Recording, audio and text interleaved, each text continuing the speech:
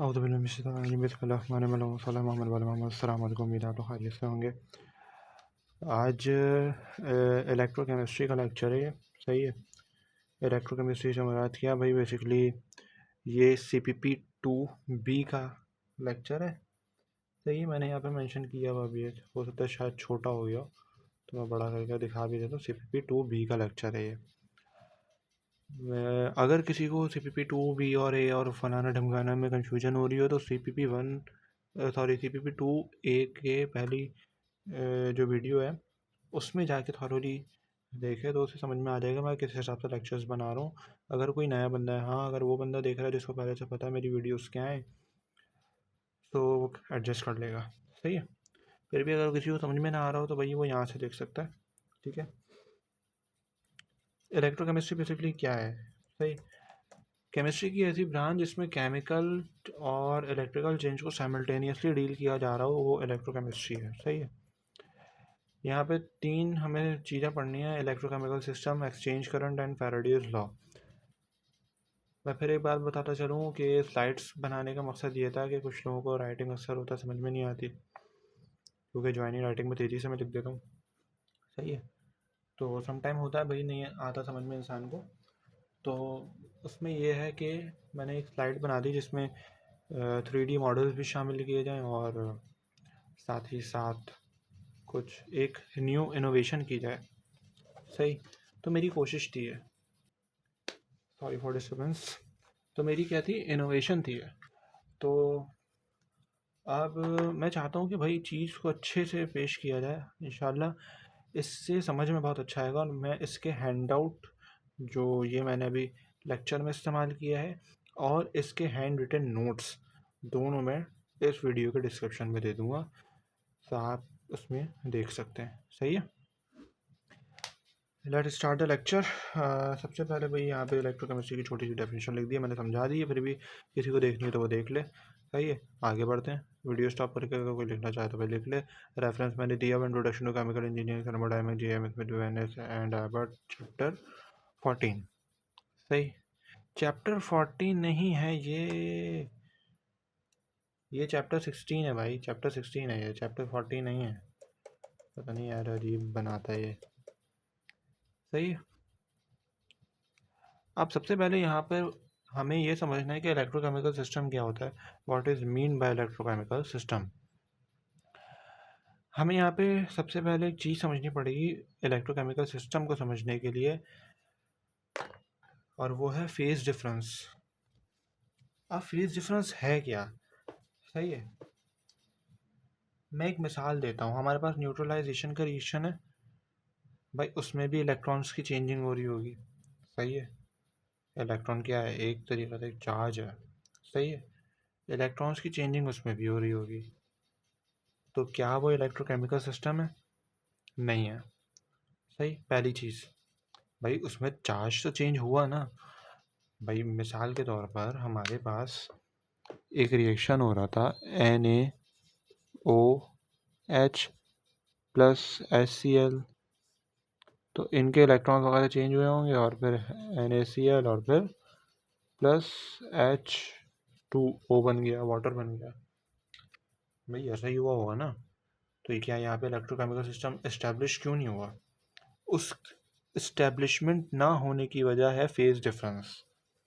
भाई आप जब टाइट्रेशन करते हैं, जब टाइट्रेशन होती है, तो टाइट्रेशन में कभी ये देखा है कि एक कुछ सॉलिड प्रेसिपिटेट्स आ गए हों, या कुछ एक चीज़ सॉलिड हो और उसमें इंटरनली करंट का ट्रांसफ़र भी हो रहा हो, उसमें लिक्विड भी हो, फेज चेंज भी आ रहा हो, करंट का ट्रांसफ़र भी हो रहा हो?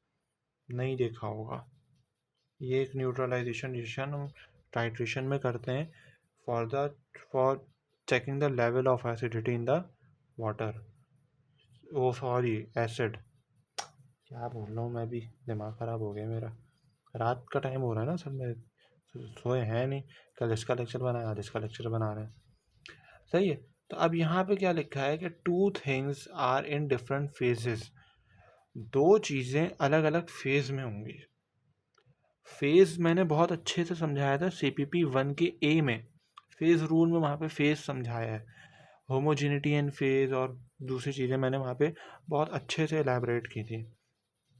मैं यहाँ पर फिर एक्सप्लेन कर रहा हूँ कि फेज़ बहुत आसान सी मिसाल बता रहा हूँ कि अगर हम पानी को गर्म करते हैं तो पानी की क्या है, पानी जो वाटर वेपर बन रहे हैं, तो water vapour is a different phase and liquid water is different phase. तो दोनों अलग अलग फेजेस में आ गए, उनको हम टू डिफरेंट फेज डिफाइन करेंगे। सही है, बिल्कुल ऐसा इसी तरीके से अगर कोई सॉलिड फेज में, कोई लिक्विड फेज में, तो वो अलग अलग फेजेस हैं, दे आर फिजिकली सेपरेटेड। सही है। अब यहाँ पे इन्होंने क्या बोला, two things are in different phases when they are physically separate। Physically क्या होंगे, वो अलग अलग है, like a solid metal rod and the liquid around it. अभी इसके आगे एक एग्जाम्पल तस्करा करेंगे। सही है, एक सॉलिड, उसमें मेटल की एक रॉड है, सही, और उसके अराउंड एक लिक्विड है, एक एक्वस सब्सटेंस है। तो उसमें फेज डिफरेंस आ रहा है, क्यों? क्योंकि एक सॉलिड है, एक लिक्विड है, तो बोथ आर डिफरेंट फेजेस। तो a phase difference simply means the charge is not the same on both sides of that separation। अब यहाँ पे एक चीज़ ये भी भाई समझ लो कि ज़रूरी नहीं है कि सिर्फ चार्ज के डिफरेंस की वजह से क्या हो, इलेक्ट्रोकेमिकल सिस्टम इस्टेब्लिश होता है, ज़रूरी नहीं है। फिर दूसरी चीज़ ये कि यहाँ पर phase difference simply means the charge is not the same on both side of that separation. सही, सेम नहीं होगा, यानी कुछ ना कुछ चेंजिंग आ रही होगी। जैसे हम जिंक की रॉड डालते हैं एक्वा सॉल्यूशन ऑफ ZnSO4, सही है, जिंक सल्फेट, तो फॉरन रिएक्शन होना स्टार्ट हो जाता है, वहाँ पे फेज डिफरेंस इस्टेब्लिश हो जाता है। फिर वहाँ पर एक चीज़ आती है, एक लेवल आता है कि जब फॉरवर्ड रिएक्शन बैकवर्ड के बराबर हो जाता है, यानी जब इलेक्ट्रॉन निकल के वापस जा रहे होते हैं, तो वहाँ पर एक लेवल आता है, उसको कहते हैं फेज इक्विलिब्रिया। सही है, फेज इक्विलिब्रिया यानी फेज, जब फेज डिफरेंस में जब हमारे पास रिएक्शन हो रहा होता है, इलेक्ट्रॉन्स का ट्रांसफ़र हो रहा होता है, तो वहाँ पर एक जब इलेक्ट्रॉन इधर से उधर जा रहा है फिर वापस आ रहा है, तो इन दोनों रिएक्शंस में साइमल्टेनियसली जब ये हो रहे होते हैं, तो इसमें चेंज आ जाता है। जब चेंज आता है तो आहिस्ता आहिस्ता वो चेंज क्या होता है, अंडू होना शुरू हो जाता है, और फिर एक वक्त आता है कि फॉरवर्ड रिएक्शन बैकवर्ड रिएक्शन के बराबर हो जाता है। अभी भी अगर समझ में नहीं आ रहा तो आगे चलते हैं, ये फेज इक्विलिब्रिया को हम डिटेल में देखेंगे। सही, मैं जितनी समझाने की कोशिश करता हूँ, मैं समझाने की कोशिश कर रहा हूँ। अब यहाँ पे इलेक्ट्रोकेमिकल सिस्टम है, सही है, व्हेन टू डिफरेंट फेजेस यानी से metal and liquid touch each other and charge is unequal between them, we call it an electrochemical system. यानी जब भी दो फेजेस, जैसा भी मैंने बताया, एक दूसरे को टच करते हैं, उनमें फ़ौरन क्या होता है, चार्जेस एक्सचेंज होना शुरू हो जाता है, फ़ौरन से रिएक्शन होना स्टार्ट होता है। दिस इज़ नॉट पॉसिबल कि हम उनको इस मरहले से गुजारें भी और उसमें कोई रिएक्शन ना आए। Reaction is 100% possible and 100% must, लाजमी रिएक्शन होगा। आप एक इंसान को जहर पिला दें और बोले कि मरे नहीं, तो नॉट पॉसिबल भाई, वो फ़ौरन रिएक्शन करेगी वो चीज़। सही है। अब यहाँ पे simple system versus electrochemical system, यहाँ पे अभी आहिस्ता आहिस्ता ना मैं बेस बनाने की कोशिश कर रहा हूँ, ताकि आगे जब जाएँ तो आगे जाके लुढ़क के गिर न रहें। Simple system versus electrochemical system. हमारे पास एक सिस्टम है जिसमें हमारे पास इलेक्ट्रिकल ट्रांसफ़र या फेज डिफरेंस ये सारी चीज़ें नहीं हैं। सही है, एक जस्ट एक सिंपल सा सिस्टम है कि जिसमें चार्जेस जो हैं वो इक्वली डिस्ट्रीब्यूटेड हैं। ये क्या है, कुछ इसमें कुछ हुआ नहीं है, चार्जेस कुछ भी नहीं है, ट्रांसफ़र नहीं हुआ, या फेजेस भी सेम है, अगर चलो हुआ भी है, फेजेस सेम है, तो क्या है, there is no electrochemical system during that process. Okay, लेकिन अगर यहाँ पर ये होता है कि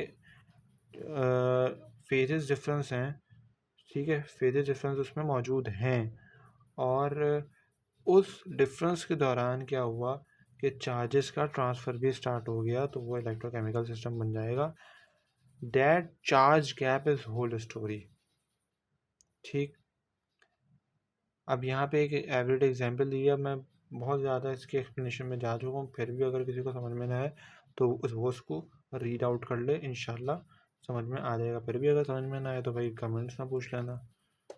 ठीक है, अब यहाँ पे जो मैंने एग्जांपल बताई थी, फेज़ इक्विलिब्रियम बेसिकली हमारा चैप्टर है, तो इसके एक्सप्लेनेशन के लिए जो एग्जांपल पहली ली है वो कौन सी एग्जांपल है? वो हमारे पास है जिंक रॉड की एग्जांपल। यहाँ पे बहुत अच्छे से एलैबोरेट करने की कोशिश की गई है। ब्राइटनेस मैंने फुल की हुई है, शायद ब्राइटनेस हो नहीं सकती, वरना वही होता है। मैं यहाँ पे बढ़ाने की कोशिश भी करता हूँ, शायद बढ़ जाए। हाँ, बढ़ गई। अच्छा, अब यहाँ पर हमें जो चीज़ समझनी है वो क्या है? देखो भाई, ये है सॉलिड, ये सॉलिड है, ये एक्वस फॉर्म है। सही है, ये क्या है? ये एक्वस फॉर्म है उसकी। तो इजी एग्जांपल आपको दी हुई है। हमने क्या किया, जस्ट एक जिंक की रॉड को सबसे पहले हमने क्या किया, हमने जिंक सल्फेट का सॉल्यूशन बनाया, सॉल्यूशन तैयार किया है। सही है, जब हमने सॉल्यूशन तैयार किया, हमने फिर क्या किया, एक जिंक की रॉड लेकर आ गए और जिंक की रॉड को हमने उसमें डाल दिया, जिंक सल्फेट के एक्वा सॉल्यूशन में। अब यहाँ पे क्या हो रहा है, यहाँ पे एक प्रोसेस हो रहा है कि जैसे ही हमने डाला तो यहाँ पर एक कॉन्सेप्ट आता है फ्री इलेक्ट्रॉन का। फ्री इलेक्ट्रॉन का कॉन्सेप्ट थोड़ा सा समझना, मैं इतनी जो गहराई में समझाने की कोशिश कर रहा हूँ इसलिए ताकि आगे जाके प्रॉब्लम ना आए। हमने खुद बड़ी मेहनत से समझा है भाई। सही है, मैं नहीं चाहता किसी को आगे इतना ज़्यादा टाइम लगे। फ्री इलेक्ट्रॉन का कॉन्सेप्ट आता है भाई। फ्री इलेक्ट्रॉन क्या है? फ्री इलेक्ट्रॉन क्या है? हमारे पास मिसाल के तौर पर भाई यहाँ पे रॉड बनी हुई है, सही, ये रॉड है, इसके अंदर एटम्स होंगे और वो कलेक्शन ऑफ एटम्स मिलके मॉलिक्यूल्स इस्टेब्लिश कर रहे होंगे और उन मॉलिक्यूल्स से मिलकर ये एक पूरी रॉड तैयार हुई होगी। भाई इसको मिसाल के तौर पे क्या करो, समझ लो कि ये जिंक का बना हुआ है, फुल जिंक का बना हुआ है। इसके अंदर जितने भी मॉलिक्यूल्स होंगे वो जिंक के होंगे और उन मॉलिक्यूल्स के अंदर जितने एटम्स होंगे वो जिंक के एटम्स होंगे और उन जिंक के एटम्स के अंदर इलेक्ट्रॉन्स होंगे। सही है, बात समझ में आई? अब इसमें क्या है, उसमें कुछ फ्री एटम्स हैं, सही है, और उनके अंदर कुछ इलेक्ट्रॉन्स हैं। सही, free electron, sorry free atoms कह रहा हूँ, फ्री इलेक्ट्रॉन्स हैं। सही, जो इसकी सरफेस पर कुछ जगह पे हैं। भाई मिसाल के तौर पर मैं इसकी एक आसान सी मिसाल देता हूँ। हमारे ग्रुप है, मिसाल के तौर पर 5 या 10 लोगों का ग्रुप है। उसमें कुछ लोग हैं जो काम कर रहे हैं, कुछ लोग मिसाल के तौर पे 2 लोग हैं वो ऐसे ही वेले फिर रहे हैं। सही है, फारिग है।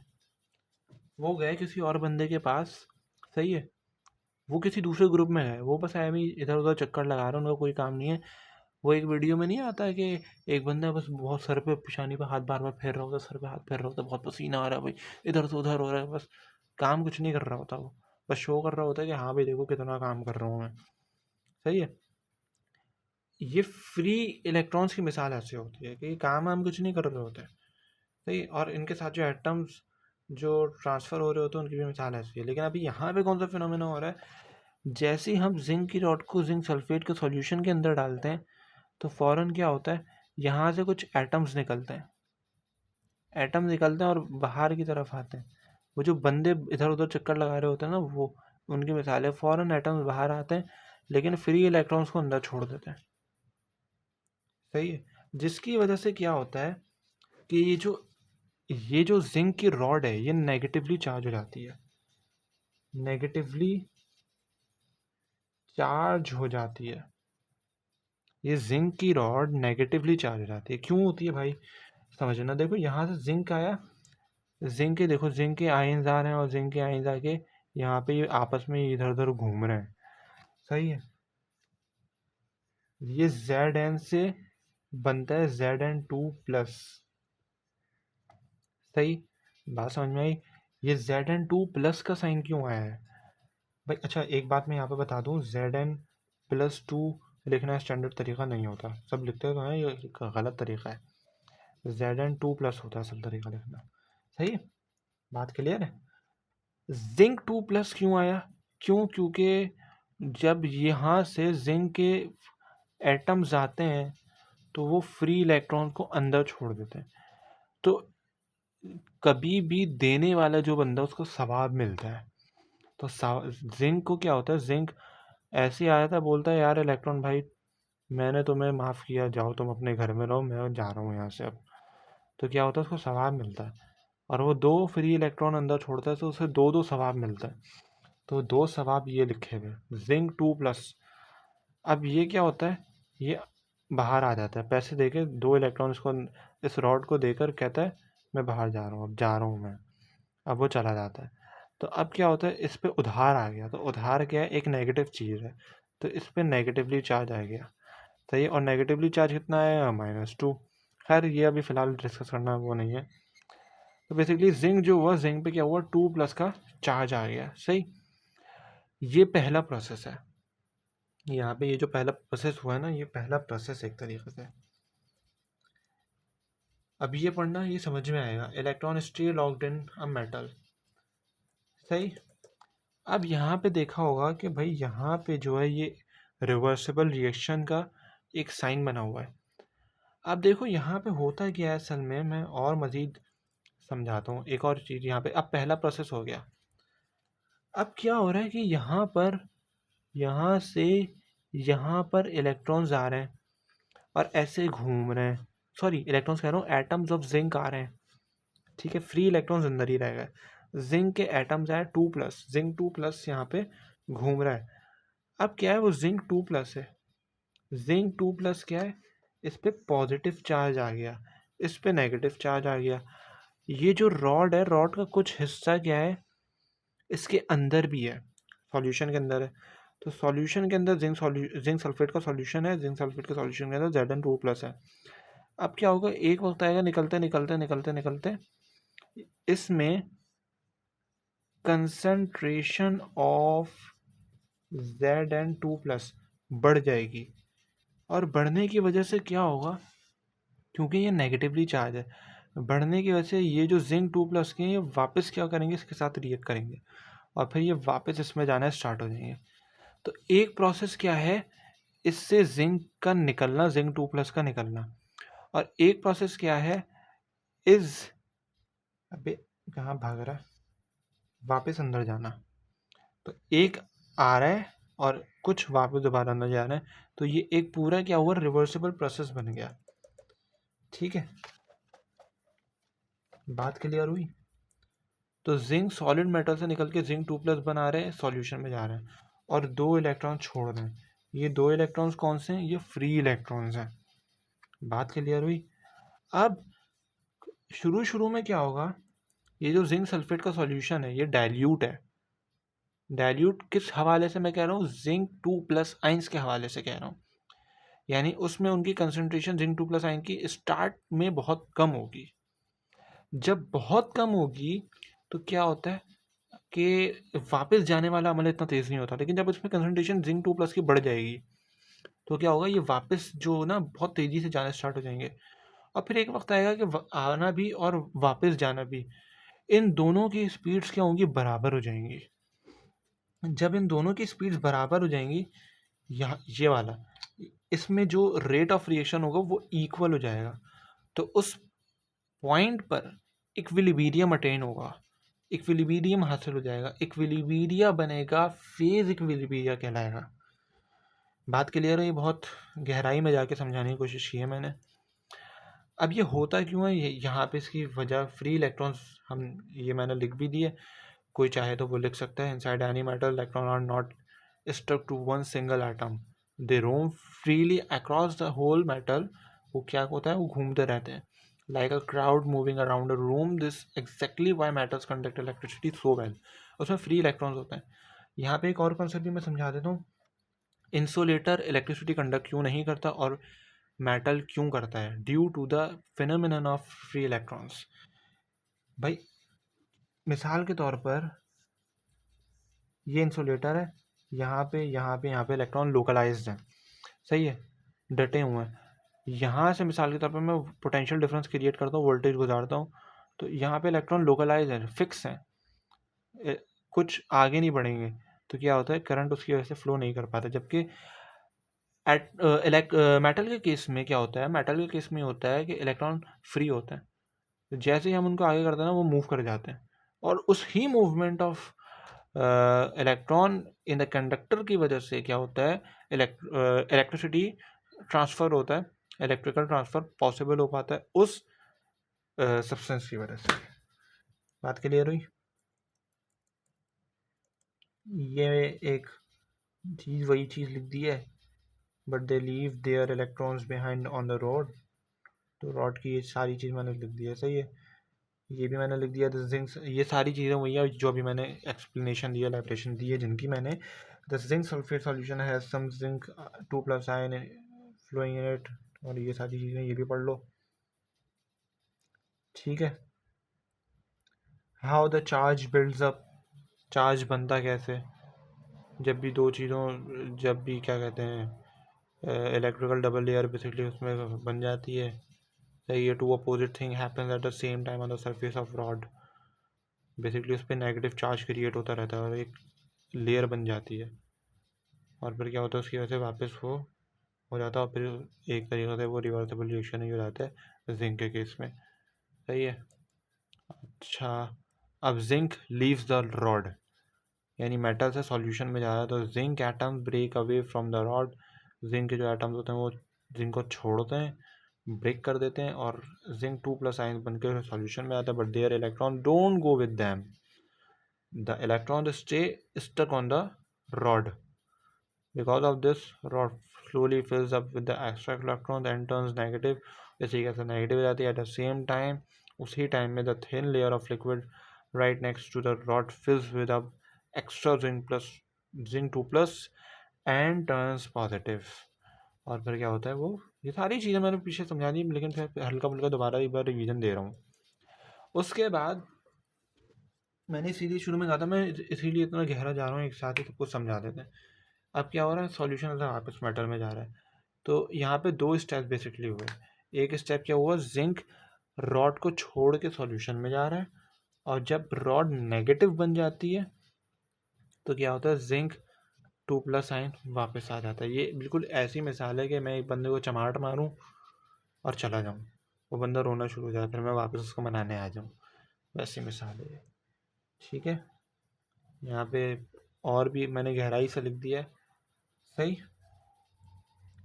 यहाँ पे अब इक्विलिब्रियम अटेन हो गया, अब इक्विलिब्रियम की कंडीशन आ गया। After some time zinc leave the rod at exactly the same period, same speed that zinc returns to it, यानी जाने की और आने की स्पीड सेम हो जाती है। When both speeds match, nothing changes any more from the outside, the system has reach equilibrium. यानी क्या होता है, बेसिकली आने और जाने की स्पीड सेम हो गई, रेट सेम हो गया, अब इसमें मज़ीद चेंज नहीं आता। जैसे थर्मल इक्विलिब्रियम होता है ना, कि दो, ये वाला हाथ मिसाल के तौर पर खोल रहा है, ये ठंडा है, आपस में क्या होगा, इन दोनों में थर्मल ट्रांसफर स्टार्ट हो जाएगा, और कब तक रहेगा, जब तक इक्विलिब्रियम ना आ जाए। दोनों के टेम्परेचर मिसाल के तौर पर 25-25 सेल्सियस हो गए, अब क्या हुआ, या आहिस्ता आहिस्ता थर्मल ट्रांसफ़र बंद हो गया, जब इसका भी 25 इसका भी 25 है, अब इक्वल हो गए, तो ये इक्विलिब्रियम की कंडीशन आ गई है, सही है। अब क्या होता है, इस ही पॉइंट पर एक फिनोमेना आता है। फिनोमेना क्या आता है, गिब्स फ्री एनर्जी का फिनोमेना आता है। ये अटेन कब होता है, उस पॉइंट पर अटेन होता है कि जिस टाइम पर इक्विलिब्रियम को हमारे पास कोई भी रिएक्शन पहुंचता है, ठीक है। तो ये कौन सी गिव एनर्जी होती है, ये कौन सी एनर्जी होती है, गिव फ्री एनर्जी। ये वो एनर्जी है जिसमें कह लो कि भाई किस तरीके से इसकी एग्जाम्पल दूँ मैं, इसकी एग्जाम्पल देने के लिए ना बड़ा जिगर चाहिए इसकी एग्जाम्पल देने के लिए। भाई गिफ्ट फ्री एनर्जी होती क्या है, गिफ्ट फ्री एनर्जी होती है कि हमें कम से कम कोई चीज़ चाहिए, कम से कम कोई ताकत चाहिए जो रिएक्शन को कंटिन्यू कर सके, सही है।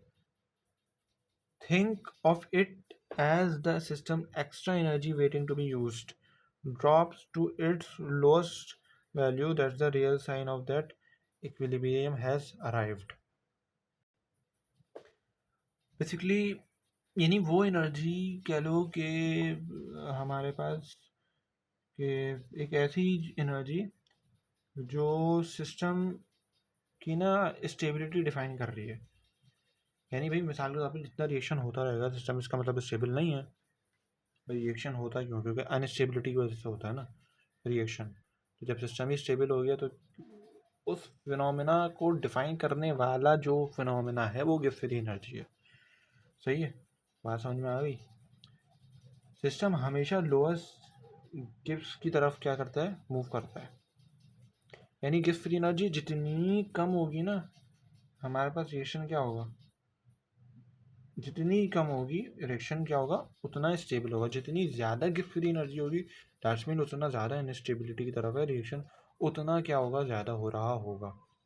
यानी गिब्स फ्री एनर्जी ज़्यादा तो अनस्टेबिलिटी ज़्यादा, रिएक्शन ज़्यादा। कम अनस्टेबिलिटी कम, स्टेबिलिटी ज़्यादा, रिएक्शंस कम। ठीक है,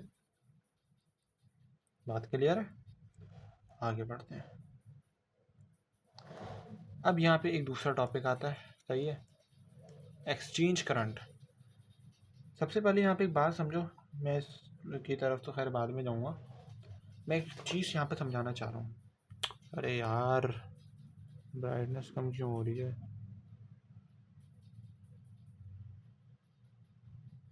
बस सही है। एक्सचेंज करंट क्या होता है? सही है, मैं इसको एक आसान सी मिसाल से समझा रहा हूँ, फिर तुम लोग डेफिनेशन पढ़ना और तुम लोग को समझ में आ जाएगा। Again I am telling that कि मैं डिस्क्रिप्शन में डाल दूँगा लेक्चर की ये स्लाइड्स भी और लेक्चर के हैंड रिटन नोट्स भी। दोनों में डिफरेंस हो सकता है, सही, क्योंकि स्लाइड मैं नहीं बना रहा, किसी से बनवा रहा हूँ। एक्सचेंज करंट क्या होता है और हमारे पास कह लो कि सिंपल करंट क्या होता है जो हमारे घरों में होता है। दोनों करंट्स में डिफरेंस है। सही है, अब दोनों में डिफरेंस क्या है? आसान ज़बान में अगर बात करें तो सिंपल करंट क्या है? एक डायरेक्शन में क्या हो रहा होगा? फ्लो हो रहा होगा।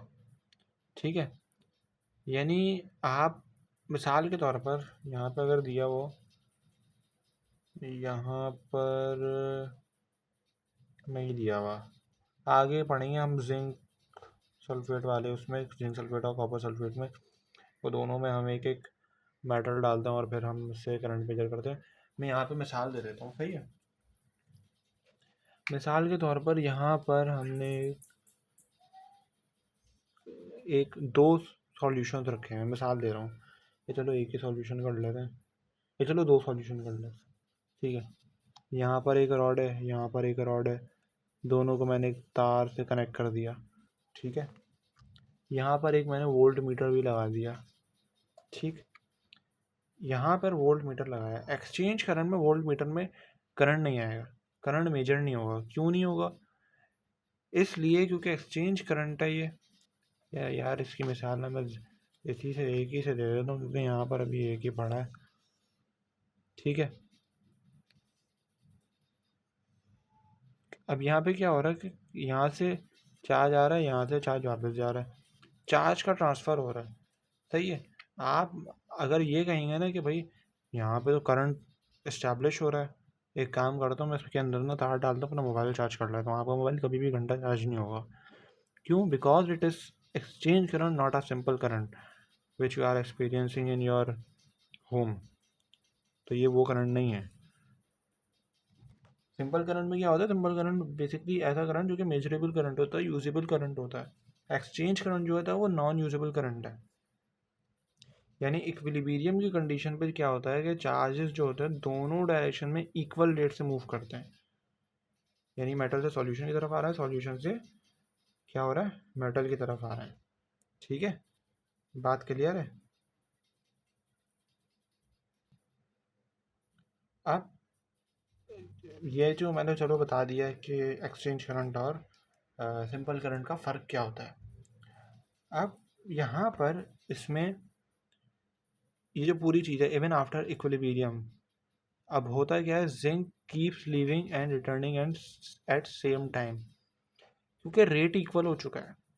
लेकिन जब आने का और जाने की का रेट बराबर हो जाता है, तो रेट बराबर होने का मतलब ये नहीं कि रुक जाएगा, वो चल रहा होता है, बस स्पीड बराबर हो जाती है। उस ही आने और जाने के जो फ्लो है ना इलेक्ट्रॉन का, सॉरी चार्ज वगैरह जो भी कह लो, वो चीज़ जब हो रही होती है उसको एक्सचेंज करंट कहा जाता है। Zinc keeps living and returning eight the same time, charge is still moving back and fourth across a 1 centimeter square of the rod every single second, पर सेकेंड में 1 सेंटीमीटर स्क्वायर पैच पर transfer होता है। This constant back and fourth flow of charge at equilibrium is called exchange current. ठीक है, यही चीज़ जो भी मैंने एक्सप्लेन की थी थोड़ी देर पहले। अगर फिर भी किसी को समझ में नहीं आई तो वीडियो पीछे करके देख सकता है। मेरी अपनी ही से बुरी हालत हो रही है यार, तुम लोगों को क्या समझाऊंगा।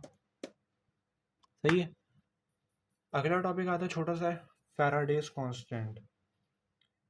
भाई चार्ज ऑफ प्रोटॉन क्या होता है, चार्ज ऑफ प्रोटॉन ये लिखा हुआ है। ठीक है, चार्ज ऑफ प्रोटॉन होता क्या है, 1.6 एक्सपोनेंट माइनस 19 होता है। ठीक है, फैराडेज कांस्टेंट क्या होता है, फैराडेज कांस्टेंट होता है कि एक फिक्स नंबर है, यानी एक मोल में कितने इलेक्ट्रॉन हैं। सही है, तो सबसे पहले हम कहते हैं ना एक मोल में कितने इलेक्ट्रॉन्स हैं, तो एक मोल में पार्टिकल्स कितने होते हैं, 6.02। अगर हम उसके हिसाब से कह रहे हैं कि उसमें इलेक्ट्रॉन कितने होंगे, तो हम इलेक्ट्रॉन्स को मल्टीप्लाई करा देंगे, हमारे पास एक कांस्टेंट आ जाएगा। तो फैराडेज कांस्टेंट दैट्स मीन इसकी वैल्यू जो होगी कांस्टेंट होगी। बात पल्ले पड़ी।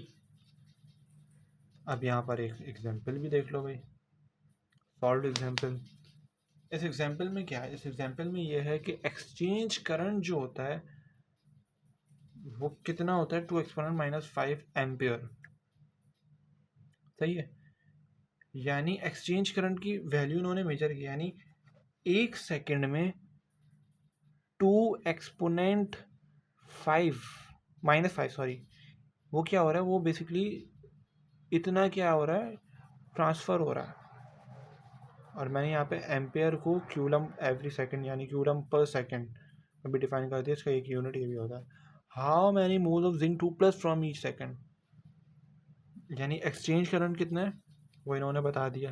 तो हम जस्ट क्या करेंगे, हम यानी एक पर सेकंड में 2 एक्सपोनेंट 5 इलेक्ट्रॉन्स जो हैं वो ट्रांसफ़र हो रहे हैं।